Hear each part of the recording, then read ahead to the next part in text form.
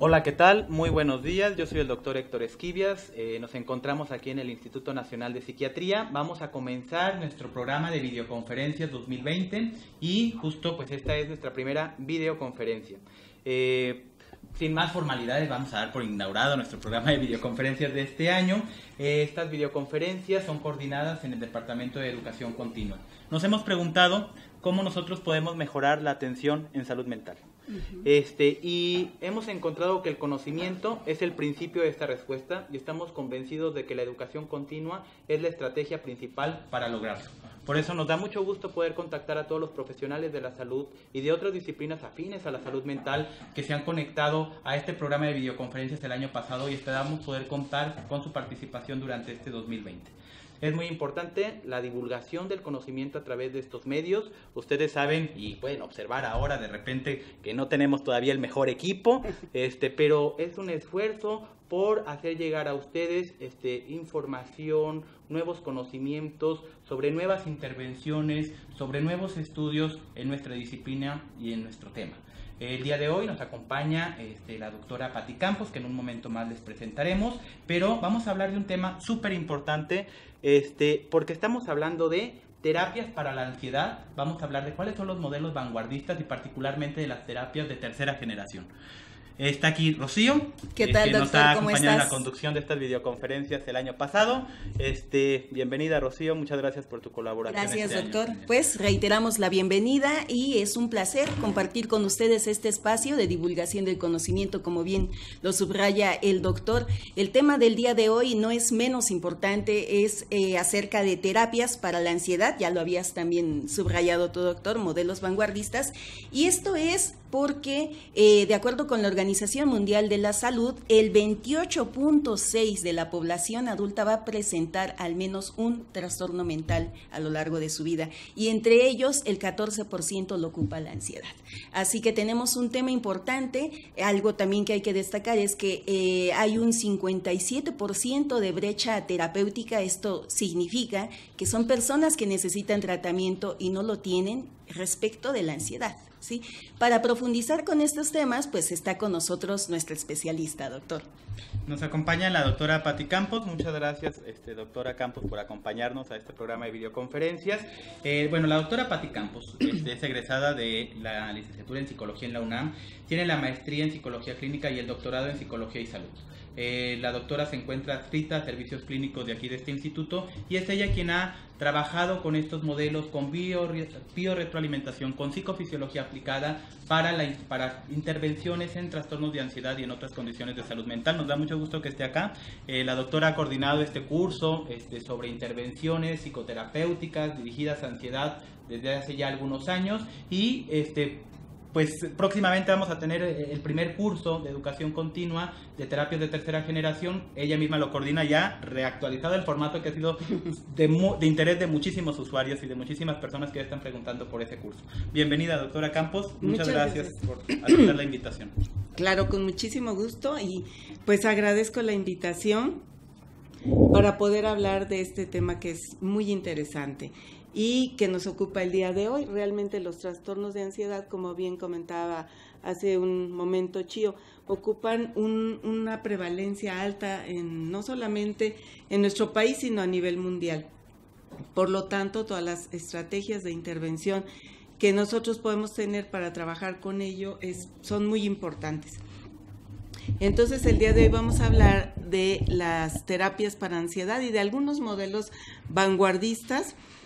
Vamos a hacerlo de una manera histórica, como yendo de los orígenes a lo que hay actualmente, y posteriormente, bueno, si ustedes tienen alguna pregunta, con mucho gusto podremos responderla.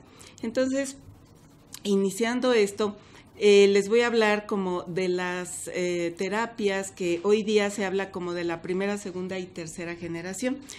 Entonces, vamos a partir de la terapia de la conducta. Como tal vez muchos de ustedes sepan, si por ahí tenemos colegas que están viendo esta conferencia, pues desde sus orígenes esta terapia ha estado comprometida con el rigor científico y el desarrollo de estrategias de intervención que estén basadas en las leyes del aprendizaje, lo cual ha permitido que sean validadas de forma empírica.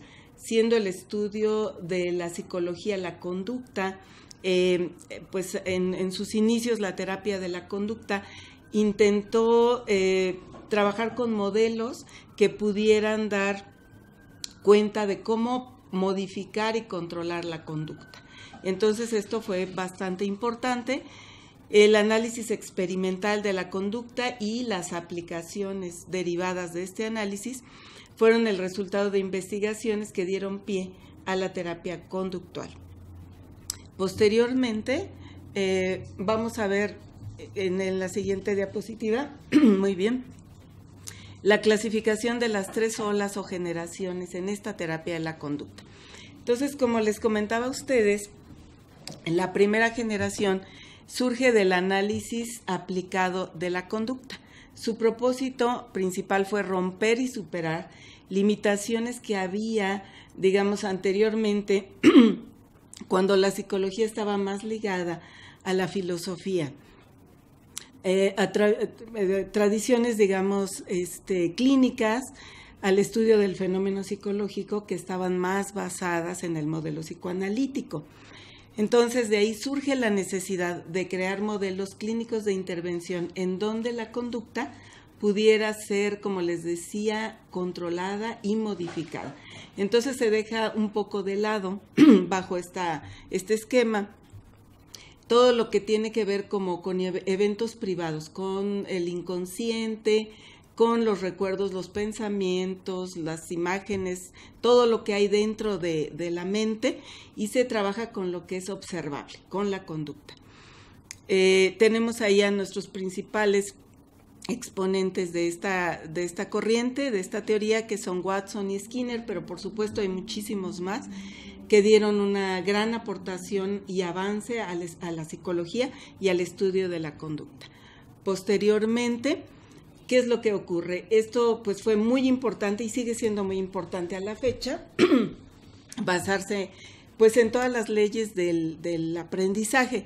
No obstante, a medida que se avanza en la investigación y en la aplicación de este tipo de terapias, surge la necesidad de sí tomar en cuenta lo que está pasando dentro de la persona, darle también importancia a la cognición, no solamente a la conducta observable, sino también a los pensamientos. Entonces, ¿qué es lo que ocurre? Que hay un grupo de investigadores que proponen que también se dé importancia a la parte de los pensamientos, de la parte cognitiva y del lenguaje, y a esto empezamos a llamarle ya la segunda generación de terapias conductuales, ¿sí? Que posteriormente adoptarían el nombre de cognitivo-conductuales, porque no solamente se va a tomar en cuenta la parte de la conducta observable, sino también se van a empezar a considerar tanto en la investigación como en la práctica los aspectos cognitivos del ser humano. Y esto también nos aporta muchísimo, sin que estemos dejando de lado todas las aportaciones de la terapia conductual en sus inicios. Y bueno, como les decía, las terapias de segunda generación dan énfasis en la importancia del pensamiento o de la cognición como una causa principal de la conducta, y por lo tanto también nos ayuda a entender y a explicar los trastornos psicológicos. Entonces, todas las intervenciones que se planean bajo este esquema tienen que ver con identificar al pensamiento como causa del comportamiento. Entonces, estas terapias no dejaron de lado las aportaciones de la terapia conductual.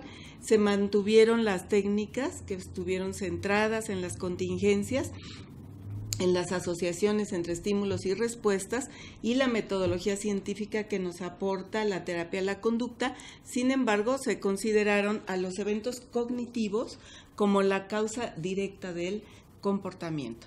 Por lo tanto, se hablaba de estudiar primero el pensamiento para entender lo que estaba pasando con la conducta.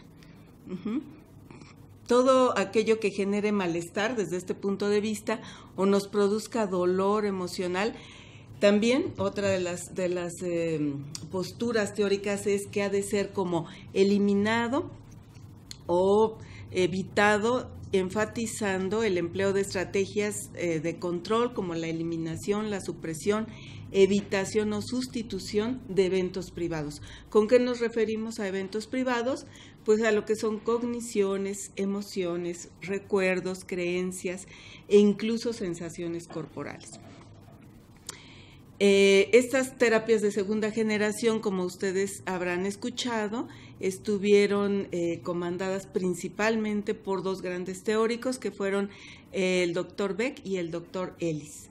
Ambos desarrollaron esta teoría que es sumamente importante y que a la fecha se sigue utilizando con mucho éxito.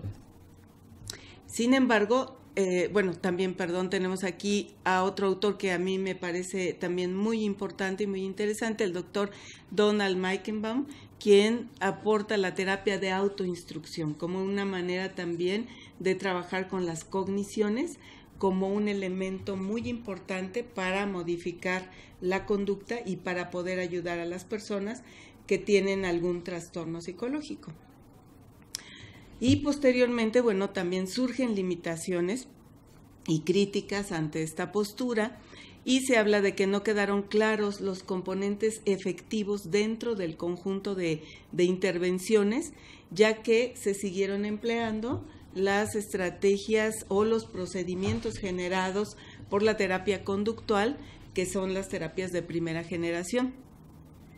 La efectividad de estas terapias de segunda generación, incluso hay quienes dicen que se ha relacionado más con el componente conductual que con el componente cognitivo.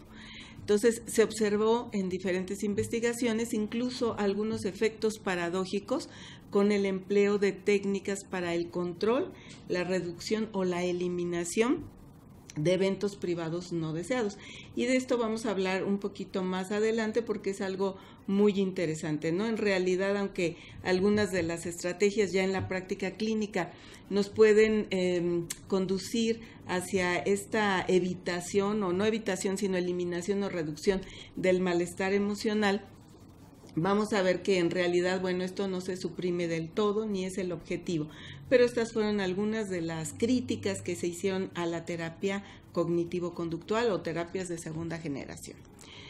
Posteriormente, surgen las llamadas terapias de tercera generación, que se caracterizan por tener una aproximación empírica y enfocada en los principios del aprendizaje, como las terapias de primera generación, y son particularmente sensibles en este caso al contexto y a las funciones de los fenómenos psicológicos. Entonces, estas terapias van a favorecer la construcción de repertorios conductuales en donde se habla de que sean más amplios, flexibles y efectivos, en lugar de querer como controlar la conducta o eliminar aquellos pensamientos o creencias que se consideraban irracionales de los problemas que estaban surgiendo en un momento dado en diferentes trastornos psicológicos. Entonces, estas terapias de tercera generación, su representante, uno de sus principales representantes es el doctor Stephen Hayes. Este doctor, que también es psicólogo, leí hace poco que él, siendo profesor en la universidad, juntándose con algunos de sus compañeros en una sesión académica, empezó a experimentar crisis de angustia, un trastorno de pánico, y esta situación de haber experimentado personalmente un trastorno de ansiedad lo llevó a cuestionarse también respecto a la validez de las terapias de segunda generación, y entonces es uno de los principales teóricos de esta terapia de tercera generación. Y justamente lo que yo estaba leyendo es que por esta experiencia personal con la ansiedad, él habla de la importancia no de eliminar los síntomas, sino de aceptarlos y trabajarlos desde otra perspectiva. Y esto es lo que va a caracterizar a las terapias de tercera generación.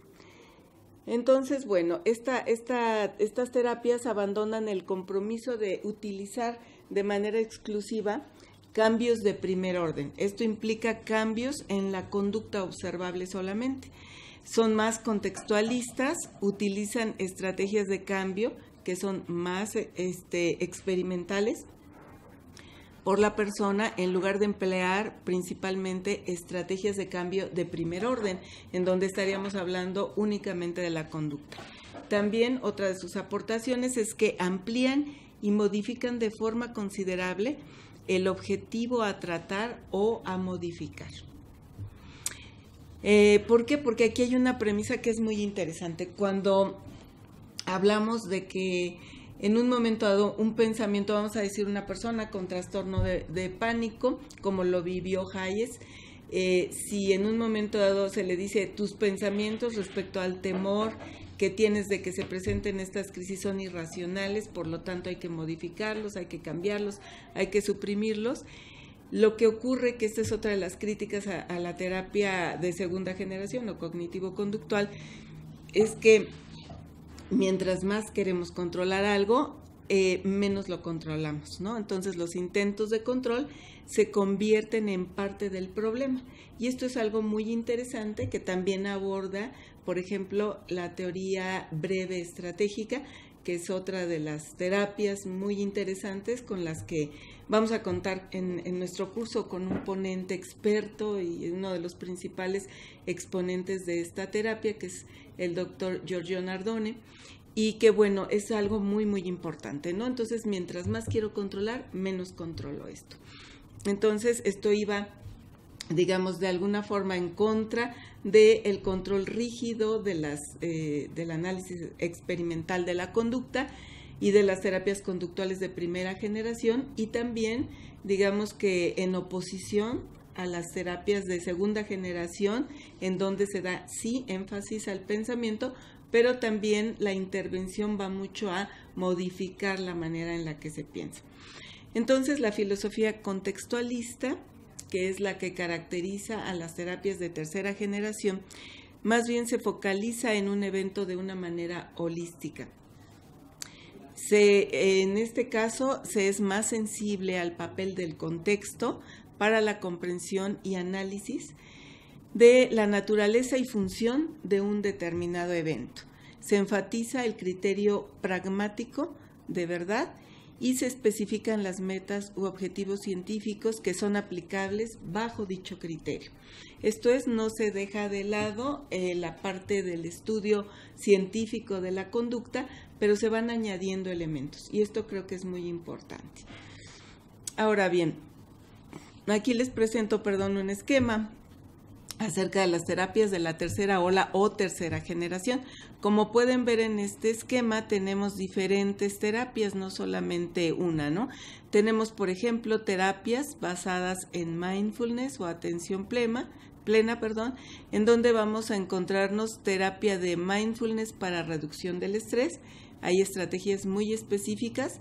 Terapia de mindfulness basada en terapia cognitivo-conductual y terapia de mindfulness que está más enfocada a la prevención de recaídas. Por otro lado, tenemos terapias con foco atencional, y una de ellas va a ser la terapia metacognitiva. Otra de ellas son terapias con foco en la activación y en la motivación, que también son muy efectivas, muy interesantes, y una de ellas es la activación conductual y otra la entrevista motivacional. Tenemos también las terapias con foco en las relaciones, en las interacciones sociales. Tenemos la psicoterapia psicoanalítica funcional y la terapia integrativa de pareja. Y tenemos también el enfoque integrativo, que son la terapia de aceptación y compromiso, que es la postulada por Hayes, y la terapia dialéctica conductual, que su principal exponente ha sido la doctora Marsha Linehan. Muy bien, entonces, la terapia dialéctica conductual, como les decía, la doctora Marsha Linehan es su principal exponente, y ella en sus inicios buscaba formas más efectivas de tratar la conducta suicida en pacientes con trastorno límite de personalidad. Y entonces se desarrolla este modelo para tratar la impulsividad, los intentos suicidas y las conductas de autolesión. posteriormente vemos que la dialéctica en lo que está basada esta terapia implica que todo está interconectado o interrelacionado. Y esto incluye incluso la relación terapéutica. También otro principio de la dialéctica es que la realidad no es estática, sino es un proceso de cambio continuo.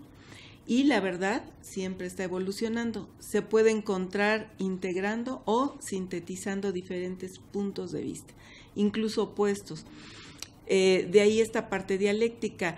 Y una cosa que yo resalto y me parece muy interesante de la terapia dialéctica es tolerar la idea de que dos cosas opuestas pueden coexistir. Y esto es muy importante cuando estamos trabajando en terapia, porque un paciente puede estar experimentando, por ejemplo, una crisis de ansiedad, pero considerar que hay estrategias, no tanto para eliminar o suprimir del todo el síntoma, sino para que pueda también experimentar bienestar, ¿no? Entonces se habla aquí por eso de algo más flexible, más holístico, en donde el malestar no se va a eliminar del todo, momentáneamente sí, pero también se habla de que el sufrimiento es parte de la vida y no queremos como un mundo feliz al 100%, sino saber que se puede coexistir. Esto también es muy importante en los pacientes que padecen o que cursan con trastornos depresivos, que generalmente están asociados o están presentándose en comorbilidad con otros trastornos de ansiedad. Y bueno, los componentes de esta terapia en general son entrenamiento en diferentes habilidades, muchas de ellas se dan en terapia grupal. Unas de ellas son habilidades centradas en atención plena o mindfulness, habilidades de efectividad interpersonal, habilidades de autorregulación emocional y habilidades de tolerancia al distrés. Y luego vamos a ver la terapia de aceptación y compromiso, cuyas metas son captar lo que está fuera de nuestro control personal, comprometernos a iniciar acciones que enriquezcan nuestra vida, y su objetivo principal es ayudarnos a crear una vida rica, llena y significativa, al mismo tiempo que aceptamos el dolor que inevitablemente trae la vida. Y esto es algo sumamente importante. Ahora bien, aquí hay la terapia de aceptación y compromiso tiene esquemas muy interesantes. Uno de ellos es un hexágono y este es como un triángulo muy importante que quisiera yo presentarles de una manera sumamente resumida, pero la terapia de aceptación y compromiso tiene un punto muy importante que a mí me parece sumamente fundamental en terapia, y es la flexibilidad cognitiva. En esta flexibilidad cognitiva está la parte de la aceptación, que implica abrirse a lo que se está viviendo, hacer lo que importa, que tiene que ver con acciones comprometidas y con nuestros valores, estar en el momento presente, contactar con lo que nos está ocurriendo, aunque esto fuera desagradable, y considerar al yo como contexto. Todos estos elementos son muy importantes y se utilizan en la terapia. Entonces, bueno, hablándoles así en términos muy generales, aquí en el instituto, en donde vemos psicólogas, vemos a pacientes con trastornos de ansiedad, psicólogos y psicólogas, algo de lo que hacemos es emplear técnicas de relajación, también asistidas por biorretroalimentación, que es otra estrategia de intervención terapéutica que surge de la terapia conductual, pero en donde la modificación no va dirigida a la conducta observable, sino a las sensaciones somáticas que se presentan en los pacientes en trastornos de ansiedad y o depresión. Y bueno, aquí vemos, por ejemplo, cómo vamos enseñando a nuestros pacientes técnicas de relajación como la respiración profunda, diafragmática. Les enseñamos, por ejemplo, este esquema, y al mismo tiempo que les explicamos esto, ellos pueden estar observando en el monitor de una pantalla cómo se van registrando sus respuestas fisiológicas y cómo se van modificando a medida que ellos van respirando. Aquí hay algo que es muy interesante. A veces una crítica que pueden tener este tipo de estrategias es similar a la terapia cognitivo-conductual, en el sentido de que si una persona aprende a relajarse, pudiera estar eliminando de su experiencia, por ejemplo, la experiencia de la ansiedad. Y esto no es así. Nuestros pacientes con crisis de ansiedad o con ansiedad generalizada o con alguna fobia, etcétera, pues toda su vida están experimentando ansiedad. Pero algo que yo retomaría de la terapia dialéctica es esta situación de poder, de que los pacientes, sepan que puede haber una coexistencia del malestar, pero también del bienestar. Y entonces, de esta manera, se exponen, digamos, a sus respuestas fisiológicas, pero también se exponen a saber cómo poderlas modificar cuando ellos lo necesiten. Entonces, la respiración es una de estas estrategias. Aquí vemos, bueno, a lo mejor no se ve muy bien, pero bueno, unas fotos de la pantalla que tenemos, del software que utilizamos aquí, para que nuestros pacientes vayan entrando en una situación de control voluntario de un parámetro fisiológico que se conoce como variabilidad de la frecuencia cardíaca y que está estrechamente relacionado con el funcionamiento del sistema nervioso autónomo. Y bueno, posteriormente la relajación muscular progresiva, que tenemos como su creador al doctor Edmund Jacobson, quien demostró que la reducción sistemática de la tensión muscular, utilizando el método que él creó, era capaz de producir también cambios en la actividad del sistema nervioso autónomo y podía tener implicaciones clínicas para tratar padecimientos tales como hipertensión, ansiedad, colon irritable, etc. Jacobson, siendo médico, fue muy riguroso en la manera en la que creó su método de relajación muscular y brindó una serie de estrategias para que los pacientes aprendieran con todo detalle a ir relajando sus músculos, haciendo énfasis en el aprendizaje muscular. Entonces ahí vemos unas imágenes de un libro de Jacobson y era sumamente detallado. Enseñó también algo que es muy importante y que es la tensión residual. La tensión muscular residual o tono muscular, que permanecía en un músculo que estaba aparentemente relajado, pero que ya viéndolo con profundidad no estaba tan relajado, y entonces lo que él pudo advertir e investigar es que si esta tensión residual se quita, eso va a implicar también cambios favorables en el funcionamiento del sistema nervioso autónomo, con grandes beneficios para la salud en general. Posteriormente se hizo más énfasis en el aspecto también cognitivo de la ansiedad y entonces se incluyó la sugestión al método de Jacobson. Y la asociación entonces entre la tensión muscular y la actividad del sistema nervioso simpático se consideraron como elementos fundamentales de la ansiedad y de la intervención para la ansiedad y enfermedades relacionadas con el estrés.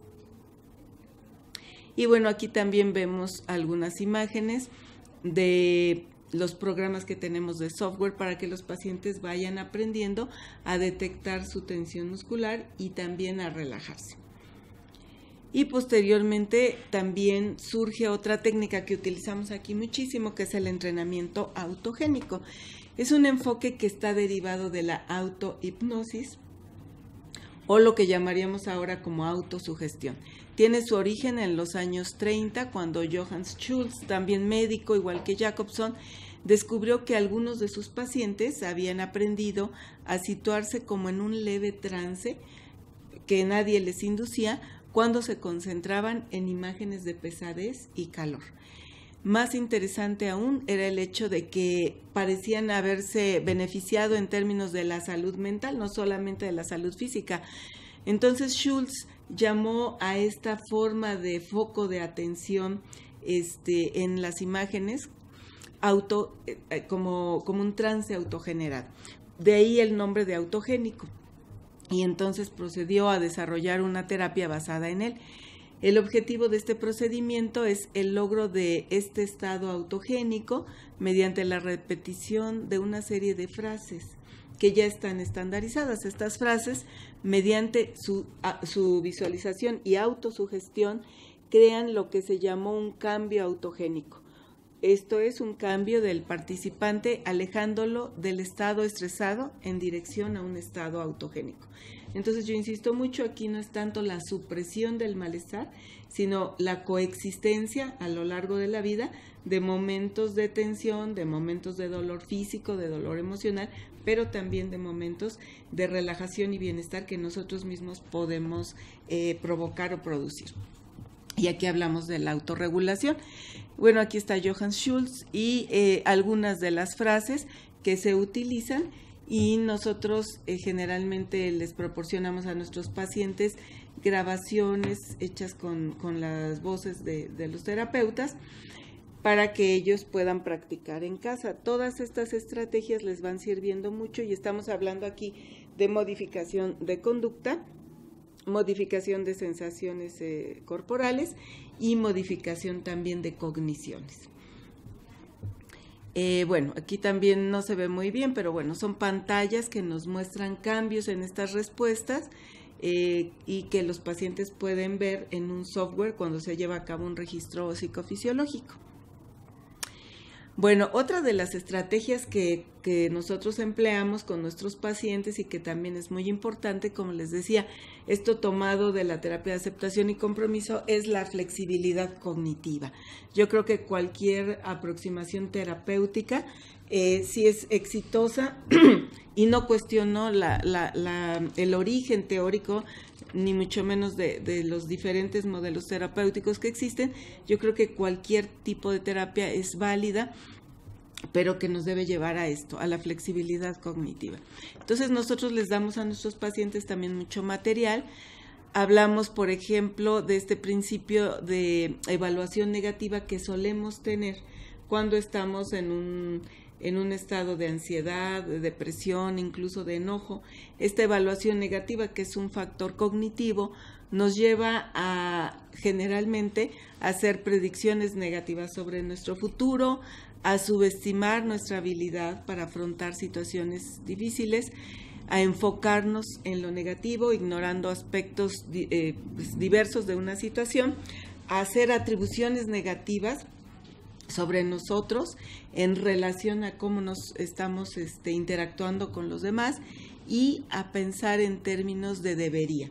Entonces, cuando vamos analizando el discurso de nuestros pacientes, también bajo estas categorías, ellos también van como diciendo, sí es cierto, bueno, tiendo a ver las cosas de esta forma, o a hacer esto, o a subestimar mis habilidades para afrontar situaciones, y entonces esto nos va ayudando.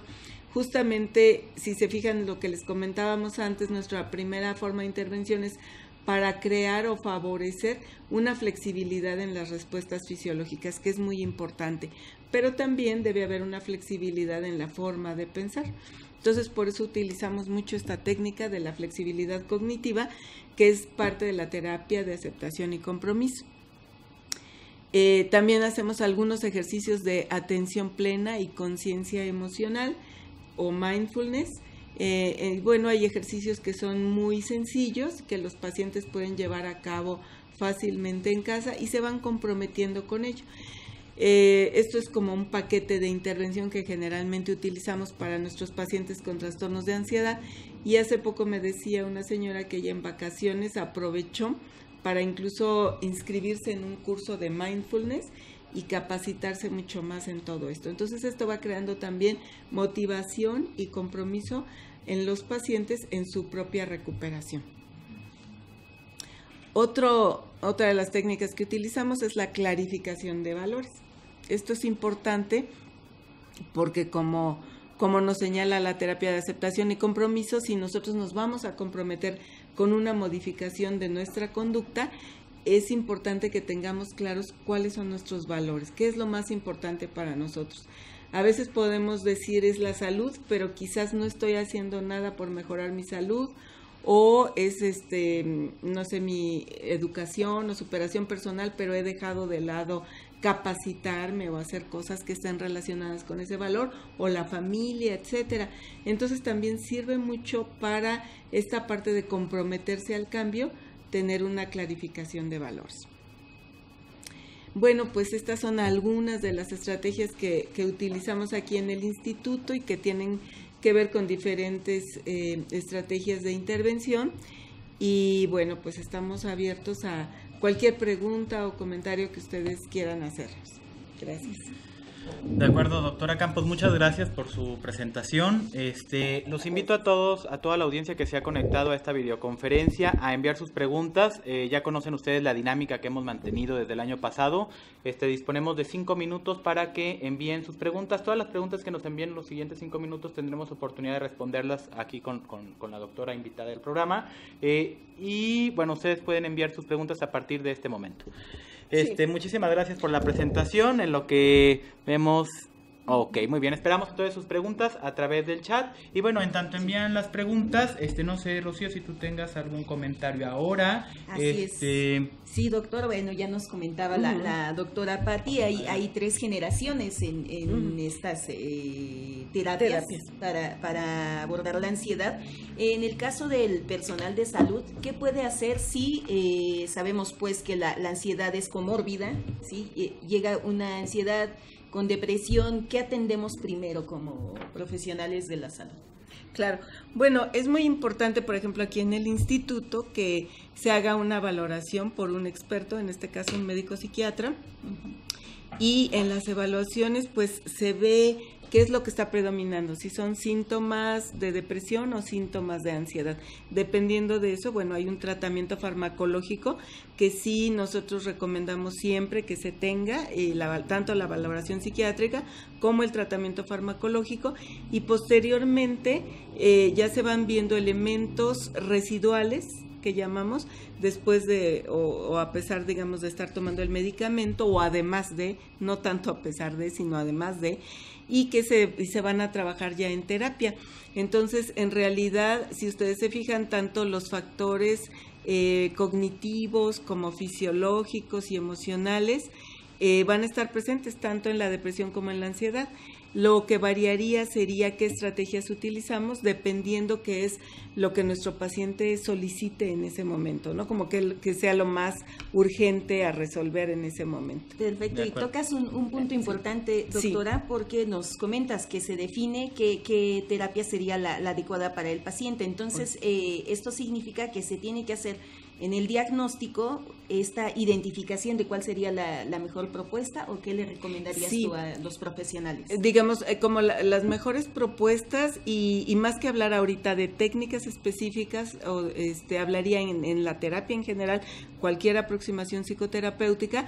Bueno, debemos como terapeutas estar habilitados para detectar en el momento en que llega nuestro paciente qué es lo más importante para su funcionalidad, ¿no? Si están predominando aspectos más depresivos o más de ansiedad, que estén dificultando su funcionalidad, su desarrollo profesional, familiar, social, etcétera, y en función de eso ver cómo vamos a abordar el caso. De acuerdo. Muchas gracias. Les agradezco a todos los que están conectados y que han enviado sus preguntas. Hay bastantes preguntas, justo como lo pronosticamos que podía suceder, y les pido, por favor, podamos responder lo más breve posible para poderles responder a la mayor parte de los usuarios. Nos piden la presentación. Bueno, les comento que la presentación completa se va a subir al canal de YouTube del instituto. Nos preguntan, en cuanto a las respuestas biofísicas, me imagino a esta parte biométrica, ¿no? Sí. De evaluar la biorretroalimentación. Dice, ¿es por medio de alguna computadora o cómo es? Bueno, claro, sí, cómo no. Bueno, la biorretroalimentación lo que implica es poder hacer mediante un equipo especializado, que es realmente, hoy día los equipos son del tamaño de un celular, equipos muy precisos y muy buenos. Podemos hacer registros fisiológicos. ¿Con esto a qué me refiero? Hay un equipo, tenemos sensores o electrodos por medio de los cuales captamos respuestas fisiológicas, como cuáles puede ser la sudoración de las manos, la tensión muscular, la frecuencia cardíaca, la frecuencia respiratoria, etcétera. Entonces nosotros colocamos los sensores, más bien los conectamos al equipo, de ahí se colocan en la persona, en el cuerpo de la persona. Esto nunca causa malestar ni incomodidad a nuestros pacientes, y a su vez el equipo está conectado a una computadora. Entonces se llama retroalimentación porque las señales biológicas pasan al equipo, digamos, del paciente, de los sensores, pasan hacia la computadora, los capta un software y el software es el que da la información al paciente con objeto de que se pueda ir modelando la conducta, o la respuesta que queremos de relajación. De acuerdo. Nos preguntan si se considera que estas técnicas pueden reducir el consumo de medicamentos, y quise leer yo la pregunta también para agregarle, doctora, o preguntarle si en algunas guías de tratamiento actualmente se encuentran incorporados algunos de estos modelos de terapias de tercera generación. Bueno, generalmente se han incorporado los de segunda generación de terapias cognitivo-conductuales. Pero, por ejemplo, que encontremos en intervención para ansiedad o para alguna otra condición de salud mental, mindfulness ya en algunas vías de tratamiento actualmente. Actualmente sí, porque lo que decíamos, se está atendiendo a que esto sea más holístico, ¿no? A que podamos abrirnos. Ahora, en relación a si este tipo de terapias pueden favorecer la disminución del consumo del medicamento, en algunos casos sí, lo que nosotros hemos visto aquí, y por supuesto esto siempre lo decide el médico tratante, que es quien prescribe, y lo que hemos visto sobre todo con benzodiazepinas, ¿sí? Esto es algo muy importante porque a medida que la persona aprende a autorregularse, el médico va viendo que es menos frecuente y que él puede prescribir que sea menos frecuente el uso de las benzodiazepinas sobre todo. Y que desde luego tiene que ver también con la intensidad de los síntomas ansiosos o depresivos, ¿no? Exactamente. El modelo o cómo se va a integrar la intervención. Así es. Rocío, ¿nos puedes leer la siguiente pregunta? Sí, doctora, nos piden bibliografía respecto a justamente terapias de tercera generación. Claro, bueno, pueden buscar los libros de Hayes, del doctor Hayes, pero si no podemos mandarles, quizás, no sé, de alguna manera podemos enviar bibliografía. Hay un libro que no es de Hayes, pero que integra terapia dialéctica conductual, cognitivo-conductual y de aceptación y compromiso. Es un libro dirigido a usuarios que es muy bueno y se llama Mind and Emotions, está en inglés, pero es un libro muy muy bueno, muy interesante. Entonces, si quieren, hay varias cosas que podríamos recomendarles. De acuerdo, entonces el libro es Mind and Emotions. Sí. De acuerdo. Y otra, nos dicen si existe un número específico de sesiones de psicoterapia, doctora. Bueno, generalmente en las terapias breves y estratégicas en general se emplean entre 10 y 12 sesiones generalmente. Que esta es una bondad de muchos modelos, como la Sí. terapia cognitivo-conductual, Claro. Igual que la terapia breve estratégica, ¿no? O sea, como sesiones como bien estructuradas con objetivos específicos de cada uno. Con objetivos muy específicos. Y esto también, como usted comenta, doctor, tiene que ver con el aquí y el ahora, ¿no? No nos vamos tanto al por qué surgen los síntomas, sino cómo los resolvemos, y en ese sentido todas estas estrategias nos ayudan mucho para poder ayudar a las personas en tiempo breve. De acuerdo. Bueno, hay mucho interés al pedir las bibliografías, al Sí, pedir claro, vamos a material, hay mucho interés en ustedes, van a encontrar muchísima más información. Esta es una visión muy general de lo que vamos a ver en el curso del próximo 17 y 18 de febrero aquí en el Instituto sobre terapias de tercera generación. Bueno, nos pregunta Marcela, buenos días, en algunos ejemplos de mindfulness se propone usar una herramienta para identificar las sensaciones, como por ejemplo una uva o una pasa. En las aplicaciones que realizan en el instituto, ¿emplean alguna herramienta para facilitar la identificación de sensaciones en el entrenamiento inicial de mindfulness? Sí, claro. Estos son algunos de los ejercicios que se utilizan, y sí, hay un ejercicio que en donde se propone trabajar con diferentes cosas. Entonces, a veces tenemos unos caramelos muy pequeñitos que utilizamos para las sensaciones de gusto.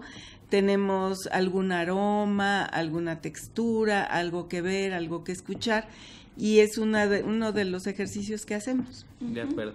Bueno, el doctor Ricardo, al igual que el CAPA, nos solicitan la presentación. La van a encontrar ustedes la presentación en el canal de YouTube del Instituto.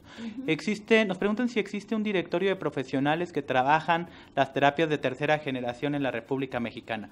Bueno, que yo esté entendido, no existe como un directorio como tal. Seguramente también tendríamos como que ser muy cuidadosos en proporcionar estos datos, ¿verdad? Porque bueno, todos los que estamos conectados a esta videoconferencia pues tienen un perfil o ya o tenemos sus contactos porque han asistido a los cursos y han validado que tienen el grado, pero habrá que ser muy cuidadosos porque, bueno, también hay muchas intervenciones que no están validadas, que no hay toda la formación y bueno. Claro. Y bueno, y por eso, los invitamos también al curso porque van a venir personas que de una manera muy profesional abordan estos temas con quienes también pueden contactar. Ok, tenemos otra pregunta que dice, ¿cuáles serían los criterios de inclusión y exclusión para estas terapias, doctora? Bueno, en realidad vamos a ver que, por ejemplo, aquí en el instituto, pues la mayoría de nuestros pacientes pueden entrar aquí. En realidad no se necesita tampoco tener un trastorno o todos los síntomas de un trastorno de ansiedad o de depresión para poder ser candidato a tomar este tipo de terapias. Realmente podríamos decir que en términos generales, pues la mayoría de las personas puede verse beneficiada de este tipo de intervenciones. Les digo, dependerá el trastorno, el terapeuta, en qué sitios esté dando la terapia. Lo único es que sí les recomendamos que sea siempre con expertos, ¿no? Con gente experta que pueda decidir desde el punto de vista clínico en un momento dado si esa persona se va a beneficiar de la intervención o no. Nos pregunta Isaac, no sé si Isaac sea psicólogo, tal vez sí sea psicólogo, nos pregunta, entonces antes de intervenir con las terapias de tercera generación, ¿debemos hacer una evaluación psiquiátrica para descartar un problema endógeno? Dice. Bueno, en realidad vamos a ver que si hablamos de lo holístico, pues no hablaríamos de lo endógeno o no endógeno, sino en general cualquier trastorno emocional pues va a tener componentes biológicos y componentes sociales y componentes emocionales y cognitivos. No necesariamente, yo les hablo de la parte importante del manejo psiquiátrico en los trastornos ya claramente definidos, porque es el mejor, digamos, método de elección, que estemos colaborando siempre psiquiatras y psicólogos. No obstante, puede haber personas que no cubren criterios de un trastorno, pero que tienen ansiedad o síntomas no de depresión, pero sí quizás tristeza o cosas que quieran resolver, que no necesariamente necesiten medicamento y que puedan beneficiarse de terapia. Lo importante es sí hacer una evaluación, como lo haríamos con cualquier médico especialista, para ver si vamos a requerir o no de medicamentos. Sí, cualquier psicólogo incluso puede aplicar, ¿no? Y tratar de identificar o hacer un instrumento de evaluación de screening de un trastorno de ansiedad generalizada, de un trastorno de pánico, si cumple criterios, pues de luego que tiene que ser evaluado por psiquiatría, y eso por supuesto que va a robustecer mucho más la intervención. Por supuesto. ¿No? Y bueno, ¿hay otra pregunta, Rocío? Sí, y justo va relacionada también con una anotación que hice sobre la depresión en el primer nivel de atención, y como la depresión es comórbida regularmente con la ansiedad. Con la ansiedad, sí. ¿Qué tan importante es, doctora, que se capacite este personal, el personal de salud de primer nivel de atención, y de la mano con esto, en dónde pueden estudiar, por ejemplo, terapias de tercera generación, si existe alguna maestría o algo similar? Cuéntanos. Claro, doctora. sí hay institutos que pues están dedicados a la formación de terapeutas. Insisto mucho en que los invitamos al curso también para que puedan venir y contactar con los expertos en este tipo de terapias y que les puedan decir dónde se pueden formar. Y en cuanto a la comorbilidad, perdón, sí, de la importancia de capacitar al personal de primer nivel de atención fundamental. Yo creo que esto es algo que es una necesidad imperiosa, que haya personal capacitado de salud mental en los niveles en primer nivel de atención fundamental, porque ahí seguramente se identifican muchos casos que pueden ser beneficiados, tanto con medicamentos como con intervenciones terapéuticas. Y suele ser el primer contacto. Claro, ¿no? con la muy importante. Institucionalizada. Nos preguntan, doctor. De hecho, el doctor Nardone, que está invitado al curso, tiene toda una escuela en Arezzo, en Italia, de formación de psicoterapeutas con el modelo de la terapia breve estratégica, y hay mexicanos que han sido egresados de ahí, que están ya aplicando ese modelo acá en nuestro país, y bueno, es una oportunidad muy buena para conocer este modelo que retoma muchas técnicas de terapia cognitiva, me parece, algunas de terapia conductual, pero con nuevos elementos que siempre van a enriquecer nuestras intervenciones en la práctica clínica. Había una pregunta por ahí que se había quedado, costo, arriba del costo, dice, ¿cuál es arriba? Decía, en caso de crisis, ¿qué tipo de estrategia es la más recomendable en pacientes con ansiedad generalizada? Pensando como en ataques de pánico o en crisis. No sabemos, si una crisis se refiere a crisis de angustia. Como la primera... Bueno, generalmente algo que nosotros aquí manejamos como muy breve y efectivo es la concentración en la respiración, poder lograr cambios en el sistema nervioso autónomo mediante la regulación de la frecuencia respiratoria. Eso es algo que funciona muy, muy bien. Muy bien, sí. Okay. Tenemos, ¿cuál es el costo, Nos doctor? preguntan el costo, que ahorita lo mencionamos en el cartel, y preguntan, ¿hay alguna alternativa de apoyo a familiares que vivan con personas con ansiedad? ¿Qué sugieren? ¿O algún manual como de psicoeducación para familiares? Para familiares, bueno, yo no lo trabajo aquí, pero sí hay, aquí en el instituto, ¿no? También otros colegas que trabajan con familiares. Aquí dentro del Instituto Nacional de Psiquiatría, y que pudieran también acercarse, ¿no? a investigar acerca de esto para el trabajo con familiares. Okay. Nos dicen que han intentado comunicarse para pedir información sobre el curso y que no han logrado comunicarse, que nadie les responde el teléfono. Bueno, les pido por favor que envíen su correo, todos aquellos que soliciten información, a difusión@imp.edu.mx. Aquí el área de difusión les va a enviar ahorita el correo donde pidan ustedes información, y visiten la página. En la página está toda la información en el sitio donde aparecen el programa de educación continua, vienen el cartel, viene ahí una sección que dice inscríbete aquí, le dan en el inscríbete aquí, viene todo un formulario y todo el proceso de inscripción ahí. Si ustedes leen bien todo el proceso, los lleva de la mano hasta que confirman su inscripción. Así es, doctor, ya nos puso la información nuestra querida psicóloga Dulce Mejía. El curso tiene un costo de 820 pesos si ustedes pagan hasta el 11 de febrero, y después de esa fecha aumenta a 1,170, así que como ven, conviene inscribirse antes del 11 de febrero, antes del 11, así que vengan, inscríbanse. Bueno, dicen, muchas gracias por la respuesta. Reportamos la participación de 6 psicólogos de la Comisión de Víctimas de Zacatecas. Nos da mucho gusto que se conecten de otros estados. Ojalá puedan estar y acompañarnos acá en el evento en el instituto. Tenemos más de 100 personas, 106 iban el día de ayer al mediodía, que han iniciado ya el proceso de inscripción para este curso, y eso nos da mucho gusto. Estoy en Guadalajara. Pues un saludo a Guadalajara. ¿Cómo me podrían dar información del manual que manejan para la ansiedad a familiares? Bueno, aquí no hemos publicado nosotros específicamente ningún manual. Para familiares no sé si haya uno específico para familiares, ahí sí desconozco.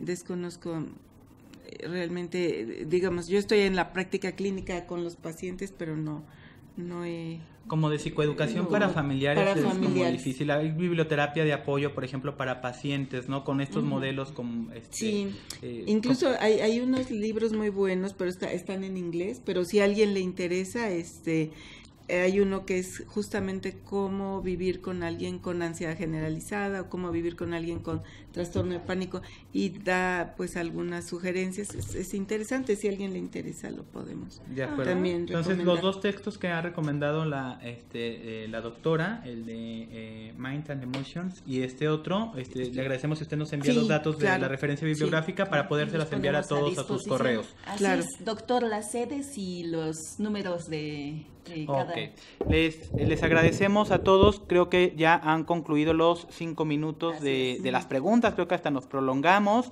Les agradecemos a todos los que se han conectado el día de hoy. Y bueno, como ustedes ya lo saben, quienes se han conectado a estas videoconferencias, les agradecemos que ahora envíen en qué sede se han conectado, en qué institución o en qué lugar se conectaron y cuántas personas estuvieron conectadas en cada uno de los equipos, ¿no?